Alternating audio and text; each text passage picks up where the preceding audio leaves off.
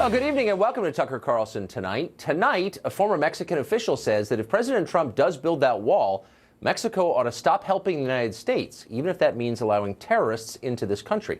He'll join us to discuss that plan. Also, many in the press have been accused of biased reporting recently. A reporter from the Washington Post will be here to explain whether that's a valid criticism or not. But first, General Michael Flynn, we hardly knew ye. The National Security Advisor is gone after less than a month in the White House. He was brought down after his conversation with Russia's ambassador to the United States was wiretapped by U.S. intelligence, despite protections that are supposed to block such wiretapping of U.S. citizens. Perhaps Flynn deserved to go for apparently lying to the vice president, but even if he did, what does it say about U.S. intelligence that it may be spying on the administration? Congressman Ruben Gallego of Arizona was one of the Democrats who demanded the firing of General Flynn, and he joins us now. Congressman, thanks a lot for coming on. Thank you, Tucker, for having me. As you know, the law requires a warrant from the FISA court in order to proceed with a wiretapping such as this. And the law specifies that if an American citizen is caught up in that wiretapping, that his identity be protected and the content of his side of the conversation also be protected. That didn't happen, and somehow this information was leaked to the press. Are you for that? No, clearly we're not for that. Clearly we want every American to have their due process and have their civil rights defended. Right. Also, at the same time, there's something that's been very questionable that's going on. We believe, obviously, that this was in the course of some type of wiretapping of the Russians, and they happened to actually catch somebody else in the process. But at the same time, I think the best way to answer this is to have a full investigation. Let's have this go through the proper process, so that way, if there is anything questionable about what occurred, that does get fleshed out. And I think General Flynn is owed that, and I think the American public is owed that. Well, I agree. I agree with you completely. But here's what we already know. We don't, by the way, know exactly the content of this conversation, because as far as I know, there are no copies of the transcript. Have you seen the transcript yourself? No, we have not, which is why I think an investigation at some point or another would be more valid. That sounds right to me. And so we can proceed with the knowledge that we're ignorant of what exactly was said. But we know something was said. But we know for a fact that a U.S. intelligence agency wiretapped an American citizen, a private citizen. He was not a part of the U.S. government at the time in December when this happened.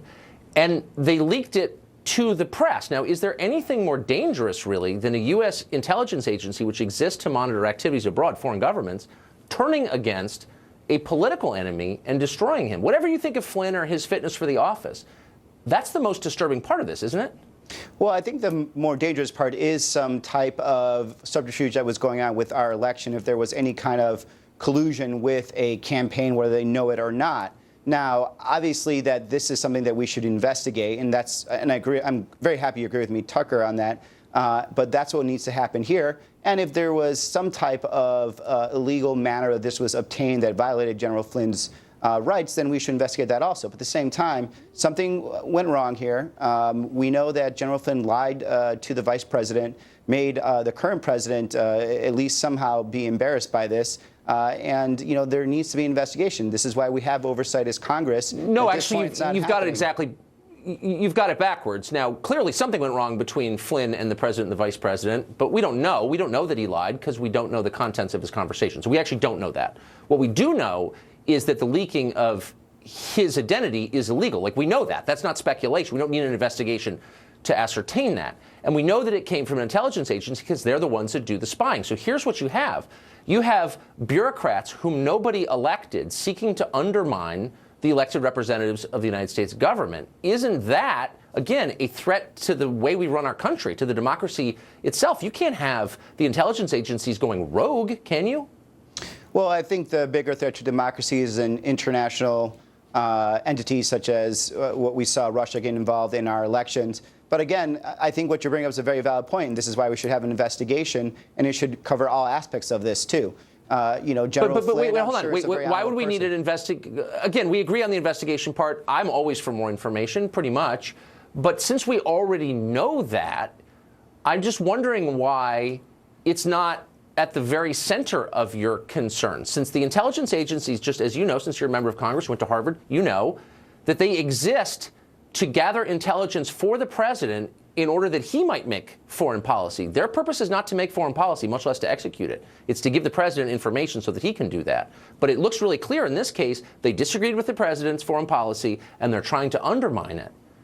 That's a scary thing. Well, we don't know what actually was occurring in the background of it, which I think is very valid for all of us to be concerned and ask questions. But I think also, again, like I agree with you, Tucker, the best way to flesh this out is through a proper investigation. We know General Flynn was in contact with the ambassador. We know he was in violation of a tradition where there's only one president at one time. We know that he at least misrepresented his conversation with the president and the vice president. We know that the Attorney General, the Assistant Attorney General, Department of Justice had actually warned the White House about this situation. And there's just a lot of questions that are still out there. The best way to solve this is for us to have an open investigation. Look, I'm not here to defend what Flynn did because, like you, I'm not really sure what Flynn did. He says he did not discuss sanctions. He did not promise to lighten the load on Russia or anything like that. But again, we don't know, neither you nor I.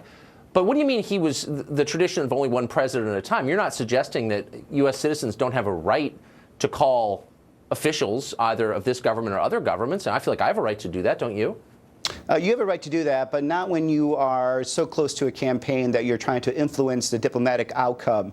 The president at that point was President Obama. General Flynn was potentially involving himself within the relationship between the United States and Russia. The president had just issued sanctions regarding violations of what we assumed were tampering by Russian intelligence. And the fact that he called right afterwards I think is questionable. And I think, again, this is why we should have an investigation.